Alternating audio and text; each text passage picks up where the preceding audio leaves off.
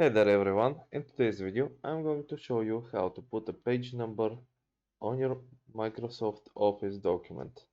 It's a relatively simple thing to do, so just get into it.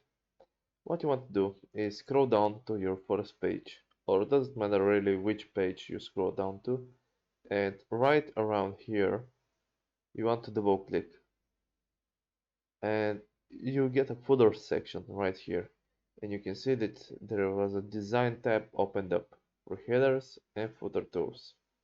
So what you want to do now is select a footer. Where it says page number, here you can select where the page number is, but you can just head over to footer and select it from here. And from here you can select the page number design that you want to pick.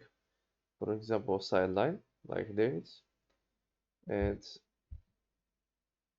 just press escape to exit out of the menu, and there it is. You have a page number here. Now if I go to the next page, you can see it switches between just pressing Ctrl and Enter, just to show you that it will automatically assign a number to each page. And that's it. So I hope this helped you.